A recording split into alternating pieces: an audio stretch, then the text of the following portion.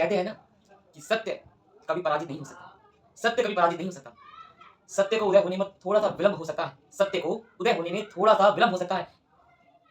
भी ग्रहण रहता है, लेकिन वो ग्रहण भी हटता है। कभी कभार वो ग्रहण थोड़ी देर ज्यादा थोड़ी सी देर तक होता है, परंतु विश्वास और सत्य कभी पराजित नहीं होता। सूर्य ग्रहण पर से भी ग्रहण हटता है।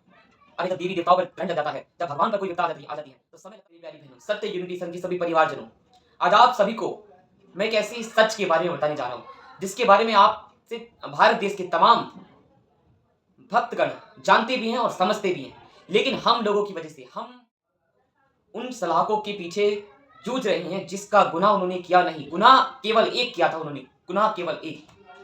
क्या किया था? कोई नहीं बताएगा आपको ऐसा, कोई नहीं, क्योंकि सब चाटुकार हैं, सब पैसे में बिके हुए हैं, सारे के सारे।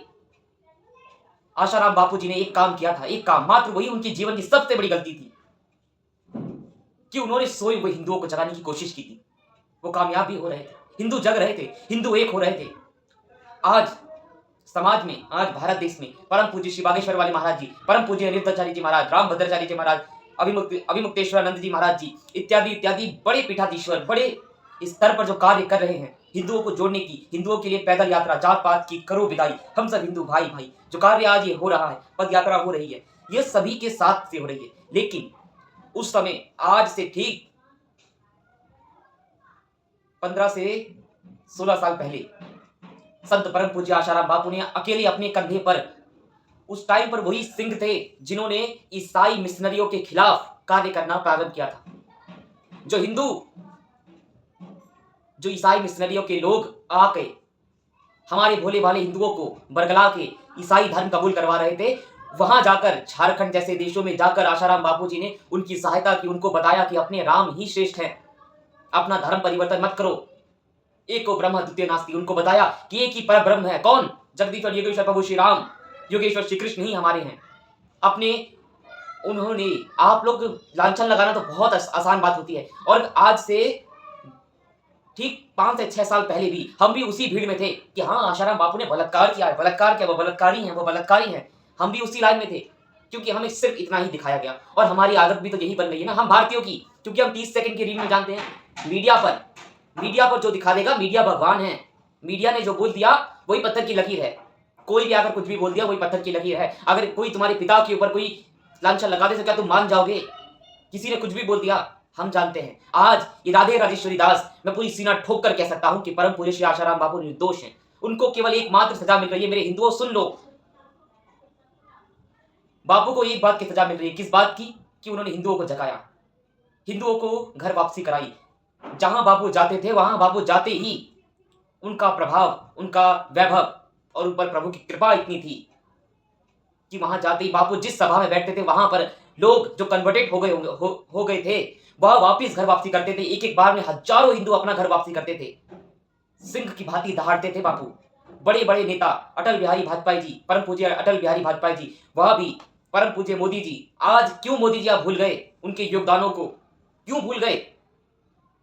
यही होता है एक सारथी का अपने दूसरे सखा के लिए ऐसा भाव। जब आप मुख्यमंत्री थे तब आप परम पूज्य आशाराम बापू के पास गए। क्या आज आपका फर्ज नहीं बनता कि उनके लिए, अगर वो सही है, सत्य को सत्य कहने में और असत्य को असत्य कहने में, किस बात का डर, किस बात की सत्ता का डर है? अरे अगर यही सत्ता है, अगर यही सत्ता का नियम है कि असत्य बोलना पड़े, तो ठुकरा दो ऐसी सत्ता को।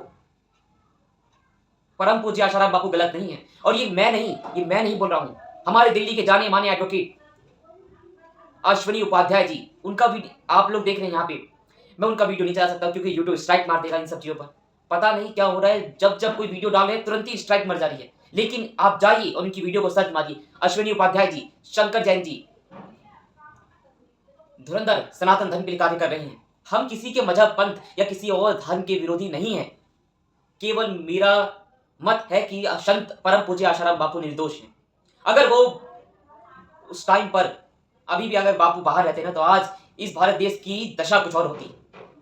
उनको तो धोखे से, बलात्कार के केस में, क्या कभी आप हिंदुओं ने कभी उस लड़की से जाकर पूछा? क्या उस लड़की के पिता का, माता का, उसके परिवार में कोई भी एक इंटरव्यू हमें दिखाओ खोलकर। आज हम चैलेंज करते हैं, कोई भी एक इंटरव्यू दिखाओ। खाली एक वो बहुत ही पॉपुलर व्यक्ति थे, एक पॉपुलर व्यक्ति होने के नाते उनको, हाँ उन्होंने किया होगा, बस डाल दो जेल में। और हिंदुओं ने मान भी लिया। यही तो सबसे बड़ी कारण है हम लोगों के पतन का, क्योंकि हम लोग अपने आप पर विश्वास नहीं करते, अपनों पर विश्वास नहीं करते। क्यों नहीं करते? राक्षस कौन है उसको पहचानो। ये मीडिया वाले राक्षस हैं। ये मीडिया वालों ने जो दिखाया आप लोगों ने वही देखा। इनको क्या चाहिए? आज से कुछ समय पहले आप लोगों को याद होगा, परम पूज्य श्री प्रेमानंद जी महाराज के ऊपर इन्हीं लोगों ने लांछन लगाया था। अनिरुद्धाचार्य जी महाराज के ऊपर इन्होंने लांछन लगाया। संतों को भिड़ाने में इन्होंने पीएचडी की हुई है। और शुभांकर मिश्रा जी, आपको मैं एक समय बहुत ही उत्तम व्यक्ति मानता था, लेकिन कहते हैं ना कि पैसा अच्छे को फिसला देता है। वही है, आज पैसा, पॉपुलैरिटी सब कुछ आपके पास आई तो आपने बोला, हमने एक बात बोली थी कि पैसा आपके पास होगा ना, आप जो बोलोगे वही ग्रंथ है, जो बोलोगे वही सत्य है, सत्य पैसों पर बिकेगा। उसी प्रकार आप बिक रहे हो। संतों को भिड़ाने में एक हिंदू, एक सनातनी होने के नाते आपका काम होना चाहिए सत्य को सत्य, असत्य को असत्य दिखाना। क्यों नहीं आप दूसरे मजहब पंथों के बारे में बोलते? क्यों नहीं आप ईसाई मिशनरी के खिलाफ क्यों नहीं आप बोलते? वो भी तो भारत में, खाली भारत में साधु संत ही गलत कर रहे हैं। अभी इनकी वीडियो एक वायरल हुई, उस पर ही तो सबसे ज्यादा बवाल छिड़ा है। इनकी वीडियो आई 31 दिसंबर या 30 दिसंबर, ये डेट आप लोग कंफर्म कीजिएगा। इन्हीं दोनों दिनों पे साल के अंत में इनकी वीडियो आई कि संत परम पूज्य आशाराम बापू जो लोगों के दिलों में राज करते थे, उन्होंने लोगों का विश्वास तोड़ दिया। विश्वास उन्होंने नहीं, आप जैसे लोगों ने। आप जैसे लोगों को जयचंद कहा जाता है, जयचंद। शुभांकर मिश्रा जी, आज मैंने आपकी एक वीडियो देखी थी लॉकडाउन के समय, आप रुद्रा अभिषेक कर रहे थे और बहुत से लोगों ने आपको उल्टा सीधा बोला कि ये दूध गरीबों में बांट देते, इत्यादि इत्यादि बोला था। वो मुझे याद नहीं आ रहा, लेकिन आपने उस पर अपना वक्तव्य दिया था। क्या दिया था? कि ये मैं दूध गरीबों में बांटूं या अपनी इष्ट पे चढ़ाऊं। तो आपने इसकी बड़ी अच्छी व्याख्या की थी, हमें बहुत पसंद आया। आप कलावा भी पहनते थे, तिलक भी लगाते थे, आपकी सारी वीडियो हमने देखी। लेकिन जैसे ही आप शिखर पे पहुंचे तो मस्तक पर से तिलक भी हट गया, वो वस्त्र, धोती और कुर्ता भी हट गया, हाथों में से कलावा भी हट गया भैया। और जो संतों के प्रति सम्मान, गुरुजनों के प्रति सम्मान था, वो भी हट गया। इसे नहीं बोलते कामयाबी, इसे अहंकार बोलते हैं। और अहंकार में चूर व्यक्ति आज नहीं कर गिरेगा। पर परम पूज्य आशाराम बापू के खिलाफ जो आप बोल रहे हो, क्या आपने कभी रिसर्च किया? बिना रिसर्च करे आके बग दो। आपने जिनका इंटरव्यू लिया, उन प्रभु जी ने भी यही बात कही कि संत परम पूज्य आशाराम बापू के ऊपर जो ये रेप का केस है, ये बकवास है। क्या तब भी आपकी आंखों में पट्टी नहीं खुली? क्या खाली व्यूज लेने के लिए आप सबको बुलाते हो? शंकर जी, शंकर जैन जी, अश्विनी उपाध्याय जी, तमाम भारत के भक्तगण, क्या वो सब भी गलत बोल रहे हैं? केवल आप ही सत्य बोल रहे हो?